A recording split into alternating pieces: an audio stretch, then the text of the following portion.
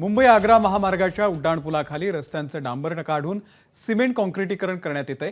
या रस्त्यांची अवस्था सध्या फारच बिकट झाल्यानं नागरिकांकडून प्रशासनाच्या विरोधात रोष व्यक्त केला जातोय।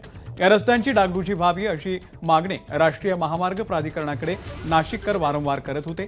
मात्र अखेर मुंबई आग्रा महामार्गावरच्या नाशिक येथील उड्डाणपुलाच्या खालील शहरातील गोंदे फाटा ते पिंपळगाव या 60 किलोमीटरपर्यंतच्या दोन्ही बाजूनं रस्ता अत्याधुनिक यंत्राद्वारे कॉन्क्रिटीकरणाचं काम महामार्ग प्राधिकरणाने हाती घेतलेलं आहे। आढावा घेतलाय शुभम बोडके यांनी।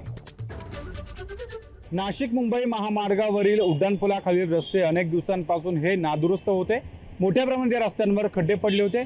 मात्र आता सध्या NHAI कडून या रस्त्यांची दुरुस्ती केली जाते। आपण सध्या नाशिकच्या पंचवटी परिसरामध्ये असलेल्या उड्डाणपुलाखाली या ठिकाणी आहोत। आपण जर बघू शकतो या ठिकाणी या रस्त्यांवर आता डांबरीकरण जे रस्ते आहेत ते डांबर काढून आता या ठिकाणी सिमेंटचा थर दिला जातो। सिमेंट कॉन्क्रीटचे रस्ते केले जात आहे। नाशिकच्या अनेक ठिकाणच्या रस्त्यांमुळे छोटे मोठे हे अपघात घडत होते।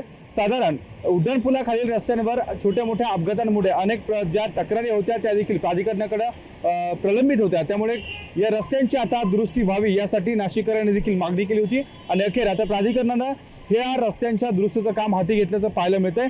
या रस्त्यांवर आता आपण जर बघतोय तर या महाकाय यंत्राद्वारे या रस्त्यांवर आता सिमेंटचा जाड थर दिला जातोय। हे रस्ते जे आहे ते चकचकीत व्हावे यासाठी आता प्राधिकरण सरसावल्याची परिस्थिती आपल्याला पाहायला मिळते। गोंदे फाटा ते पिंपळगाव या 60 किलोमीटरचा जो रस्ता आहे या दोन्ही दुतर्फा रस्त्यावर आता डांबरीकरण जे होतं ते डांबरीकरण काढून आता या ठिकाणी सिमेंट कॉन्क्रीटचा रस्ता करण्यात येतोय। नाशिकच्या नागरिकांना उड्डाणपुलावरून न जाता ज्या उड्डाणपुलाखालील रस्त्यांवर जावं लागत होतं, जे खड्डेमय रस्ते होते ते आता कॉन्क्रीटचे रस्ते बनवण्यासाठी प्राधिकरण सरसावल्याची परिस्थिती आपल्या ठिकाणी पाहायला मिळते। कॅमेरामन किरण कटारेसह शुभम बोडके, ABP माझा, नाशिक।